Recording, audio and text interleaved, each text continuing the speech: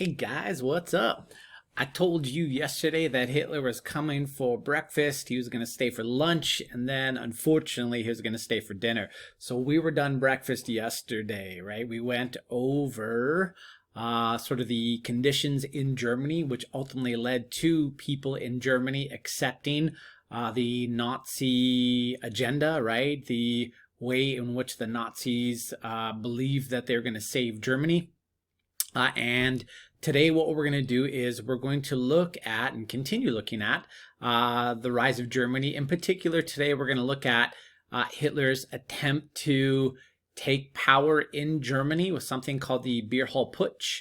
And we'll look at his trial, his jailing, his writing of Mein Kampf. And then we'll look at some propaganda surrounding Hitler and the Nazis. So let's giddy up and get moving here, folks. So some notable events in Hitler's career, and there were a number of them. So number one, like I said, we're going to check out the Beer Hall Putsch. The word putsch, right up here. The word putsch means attempted coup.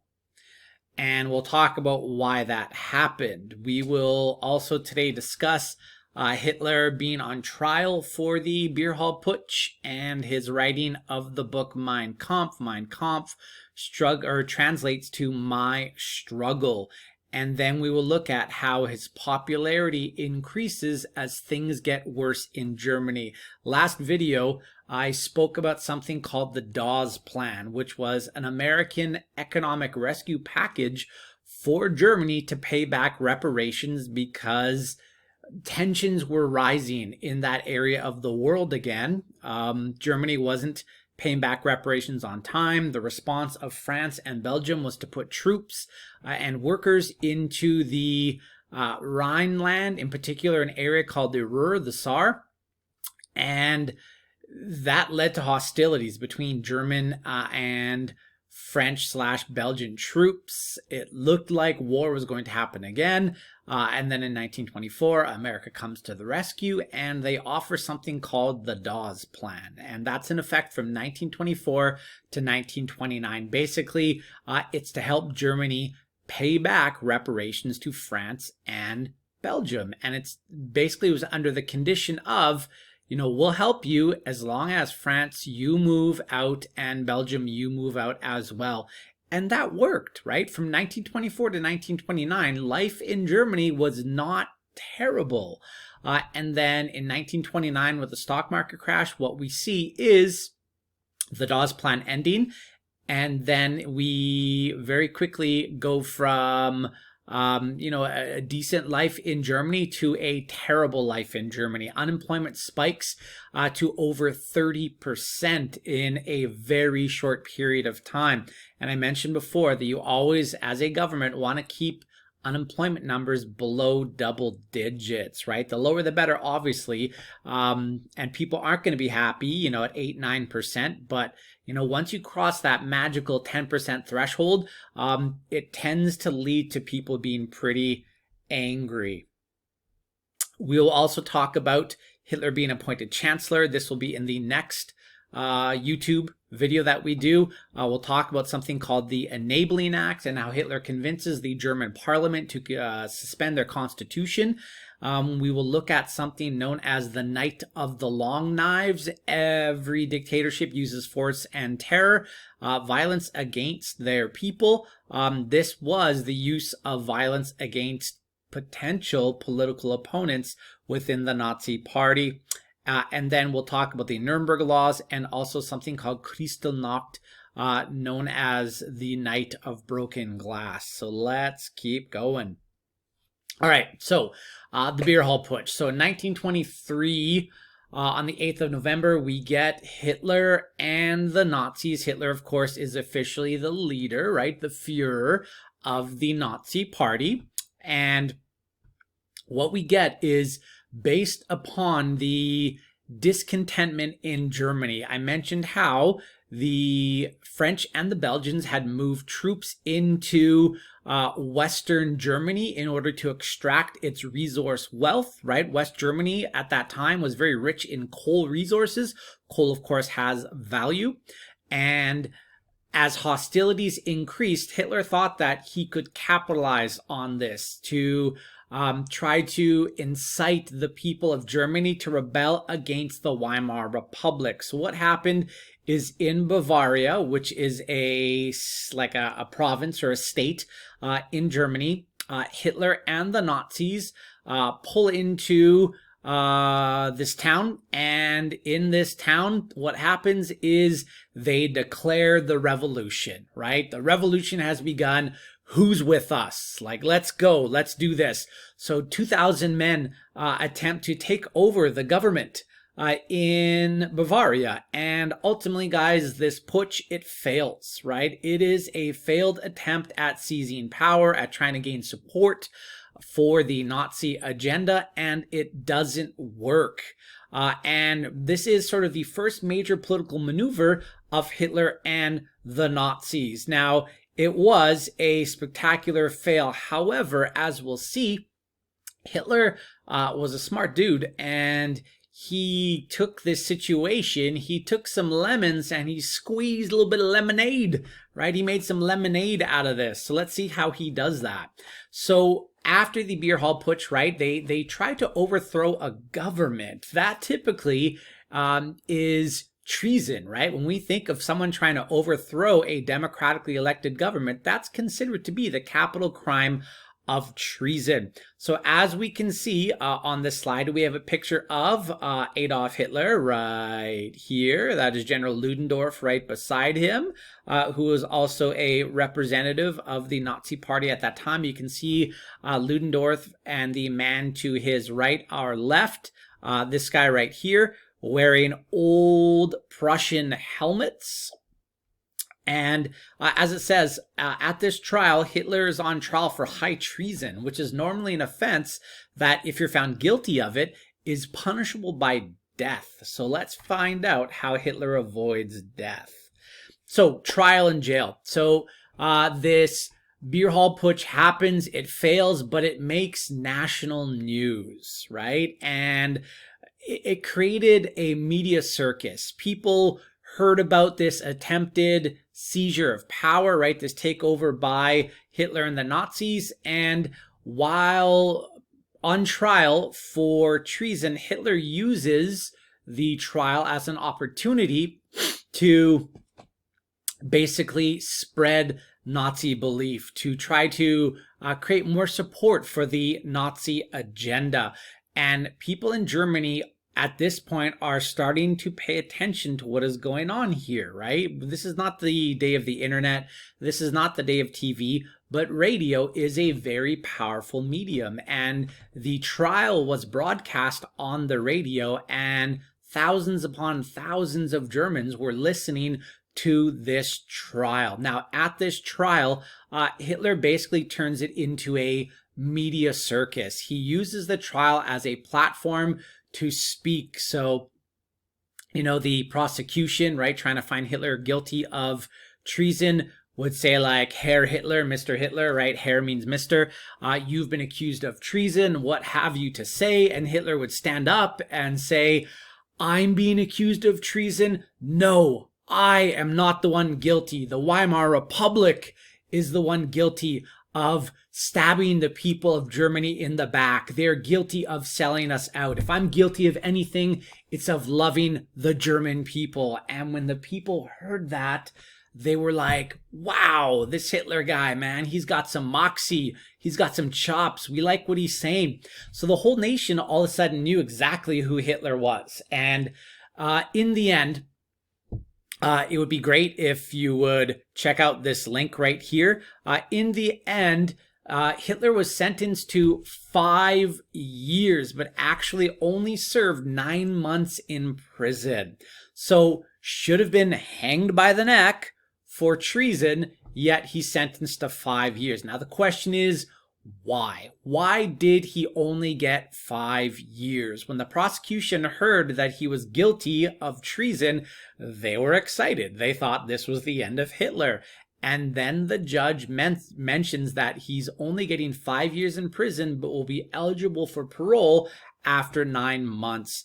The reason for this, guys, is the head judge presiding over the trial was a Nazi supporter. He liked what Hitler was saying, so he gave him the lightest possible sentence because of judicial discretion. So please have a look at that video at the bottom. It does a really good job demonstrating the trial and how Hitler used it as an opportunity to continue to indoctrinate Germany and to sell the Nazis to the rest of the German population. So this image here demonstrates what jail looked like for Hitler. So yeah, you can see Rudolf Hess here chilling, right? And he's got some more buddies over there. You got a nice wardrobe in the background. You got a table with a potted plant on it. This does not look like jail the way I think of jail. When I think jail, I think like Orange is the New Black and, you know, all the terrible things that happen in prison. But Hitler was given very, very comfortable surroundings while he was imprisoned. Look at that. Even there's a guy in the background holding a little ukulele, no doubt singing some Nazi hymns. All right. Now, while in jail, Hitler takes a negative situation. I mean, it's not like terrible jail the way I think of it, but I mean, nonetheless, he is confined, right? He is confined for 9 months. Well, while in prison, Hitler writes a very important book to the rise of Hitler. No doubt most of you have heard of this book. The book is called Mein Kampf. For the 30-1s, we've had quotes from Mein Kampf on the 3-source analysis. -2s, I don't recall ever having any quotes from Mein Kampf in any of the sources for your assignment number 2, but that's okay. You should still know about it. So Mein Kampf, guys, translates to my struggle, and was written by Hitler while in jail. And the significance of Mein Kampf is that, again, people listen to Hitler pontificate while on the radio, right? And they're starting to listen to him. Then he writes this book while in prison, and this book becomes a bestseller in Germany, and it made Hitler rich. The money that he made from Mein Kampf sales was just poured back into the Nazi party in order to help fund more propaganda, to hold rallies, you know, all the things needed by political parties in order to gain more support. So topics in Mein Kampf, and if you want, I mean, you can go online right now and just search like Mein Kampf PDF and read it. I've had a look at it. I've never read it fully. I mean, it's what you expect from a guy like Hitler, right? So topics included things like World War I and the need to revoke the Versailles Treaty, which ultimately he does. When Vichy France, Eastern France, when Eastern France basically capitulates to the Nazis in World War II, right? When they surrender to the Nazis, Hitler actually makes them sign their declaration of giving up in the rail car in which the Weimar Republic in 1919 signed the Treaty of Versailles, in particular the War Guilt Clause. So very symbolic and important. So anyways, did he revoke Versailles? Absolutely. He defied it greatly as time went on. Other topics include Germans as the master race, Jews as the enemy. Again, it's what you expect if you know anything about Hitler. And it's on sale again in Germany, right? Like a very heavily annotated version of Mein Kampf is on sale in Germany again. And again, guys, anytime we have a link within the PowerPoints that I'm putting up there for you, please have a look at the video, have a watch, because it really adds to the richness of the presentation that we're trying to do here. Now, next slide here. what I want you to see here on this slide is that as times get worse in Germany, the support for the Nazis goes up, up, and up. So if we look at this chart here, this shows the different elections in Germany from 1919 all the way to 1933. 1933 is the last election that we see in Germany until the Nazis are no more. By 1933, Hitler convinces the German Reichstag to pass something called the Enabling Act, which suspends the constitutional limits of the German government. Hitler and the Nazis now rule by decree, right? What Hitler says goes. There's no limits to what he can do.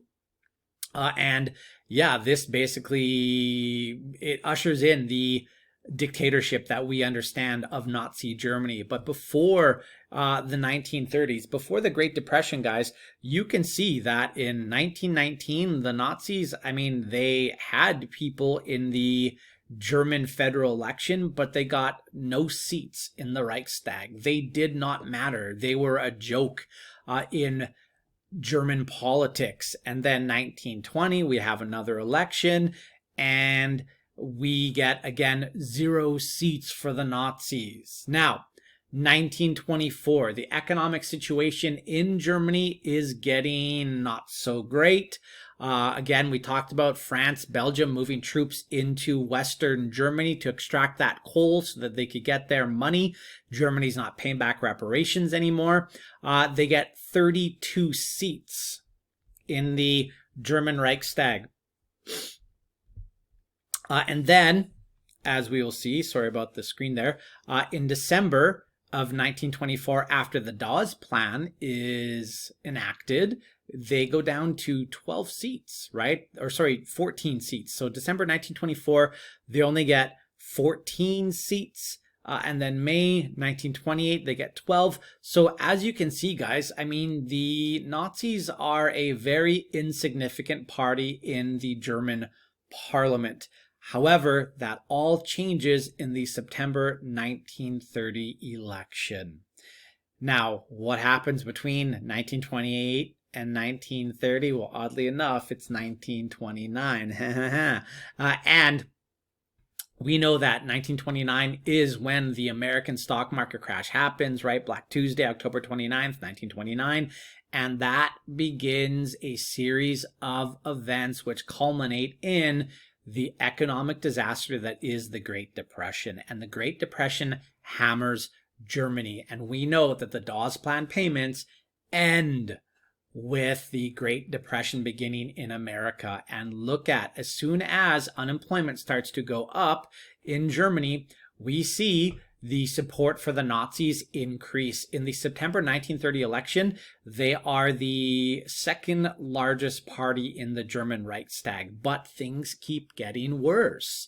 And in July 1932, they become far and away the biggest party in the German Reichstag. Now we see a bit of a dip in 1932, but then March 1933, they have 288 seats in a Reichstag of 647 seats. In total, this one party called the Nazis in the March 1933 election has 44% of the seats, and that's amongst, 7 or 8 different parties. So they had a huge amount of support by this time.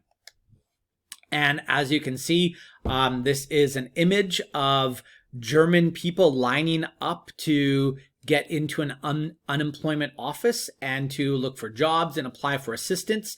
And on the wall here, right, it says vote Hitler, and you can see a swastika on there. So everywhere there's discontentment, Hitler and the Nazis try to sell themselves as the solution to the problems. Now, propaganda. We talked about how before techniques of dictatorships, propaganda is a very effective means to convince people of a certain perspective, right? It's biased and it's simplistic and it's effective. So did Hitler and the Nazis use propaganda? You bet they did, right? They absolutely did. So yeah, we see propaganda become a mainstay of Hitler and the Nazis. In this particular image here, we have a very sort of morose, depressed looking group of German people. And this, look at the color of it, right? It's not bright, it's not vibrant. It looks very sad and depressing. And it says, "Our last hope, Hitler," right? Again, the Nazis trying to sell Hitler as the guy who can fix these things. And if you read the information above this video, right, in the previous module, then you know that by 1938, right, once Hitler has total power after 1933 and the Enabling Act, he does fix the economy of Germany, right?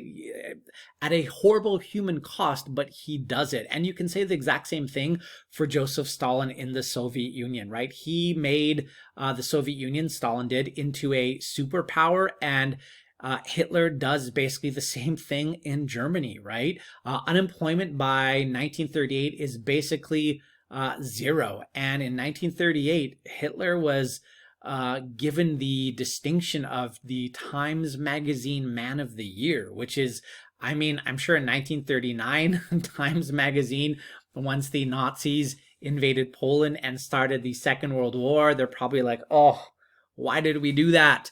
But nonetheless, that is what happens. So let's keep looking at some more propaganda. Oh, and by the way, again, guys, you got a link here, right? This is a fantastic video about the use of propaganda in Nazi Germany. So check it out. All right. This particular propaganda poster is horrifyingly disgusting. So we haven't spoken about it in any detail, I think, yet, but let's do it right now.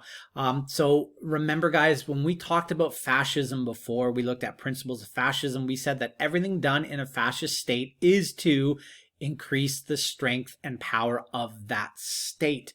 Now, Hitler and the Nazis believed that certain people were like a boat anchor, like they were basically a burden to the nation of Germany, and those people were what the Nazis called mental and physical defectives. So in this poster here, you see a person who has some sort of mental handicap, and you have an orderly standing behind him. And this poster translates to something to the effect of, people of Germany, this mental incompetent cost you 60,000 Reichmarks per year. Couldn't that money be spent on something else? So what is being advocated for here? What's being advocated here for, guys, is something called eugenics. Eugenics is basically selective breeding. When states have eugenic policies, they determine who is worthy of procreation and who is not, who is worthy of life and who is not. So we saw, guys, in Nazi Germany, extensive use of eugenics, and quite often what would happen is they would simply just destroy mentally or physically handicapped people, or they would forcibly sterilize men and women who were deemed to be not intelligent enough to have children. And of course, for men, they would do things like chemical castrations so that the testicles aren't producing sperm anymore. And for women, they would give them forced hysterectomies so that they could not ever bear children.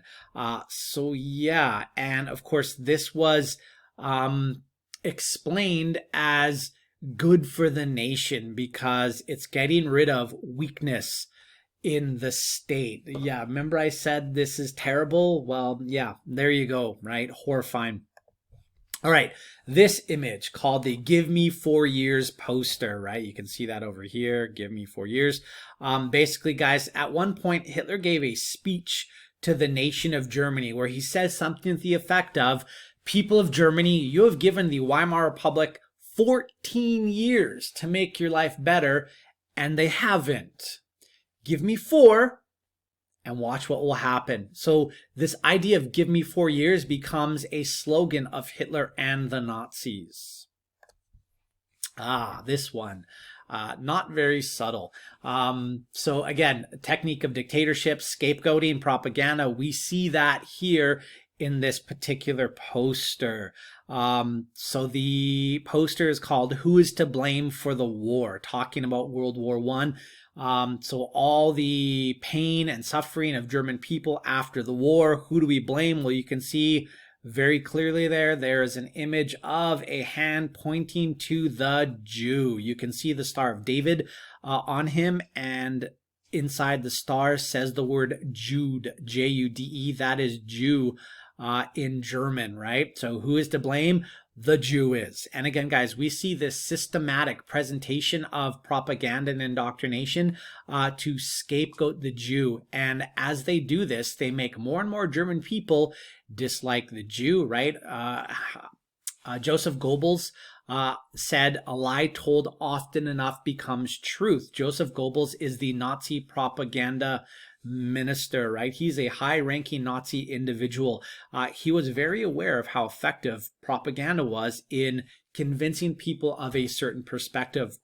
And that's what we see here, right? The systematic presentation of Jews as the enemy. And eventually, once we start to see the Holocaust begin, the people of Germany just basically look the other way. They've been programmed to believe that Jews aren't worthy of life.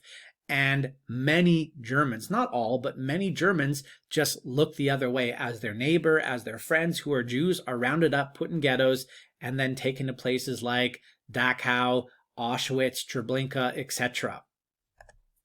Another anti-Jewish piece of Nazi propaganda, right? This one is not exactly subtle. So you have the Jew, note the fangs in this individual's mouth. Clearly you can see the Star of David on the forehead, and he is consuming the German people, right? And it's kind of odd here. You can see the association with Freemasonry on one side, and it's quite hard to see, but you can see a faint hammer and sickle on the other side. Confused? Maybe a little bit. Now this one, Kinder. Kinder means children, right? And it's, I guess, Hitler loves the children. I could type this into Google Translate, but the message this piece of propaganda is trying to portray is pretty clear, right? Like, Hitler is a man of the people. He loves the children of Germany, right? He sees them as the future. Of course, in Germany, we see the use of the Hitler Youth and the Hitler Maidens, right? Hitler Youth for the boys, Hitler Maidens for the girls, to indoctrinate them into becoming good Aryan young men and women. And then there is this one. This book is called The Poison Mushroom, and this was actually a book given to children in primary school in Nazi Germany for them to read. And basically it portrays Jews as, dangerous, as poisonous, as wanting to kill you. And it is just a horrifying piece of propaganda. And again, guys, like, think about this. This is what teachers were having their students read in Nazi Germany, and it just was part of this massive campaign of indoctrination and propaganda against the Jew. All right, so that is it for this presentation. And yeah, look at that. We're under 30 minutes. Man, I'm good. Okay.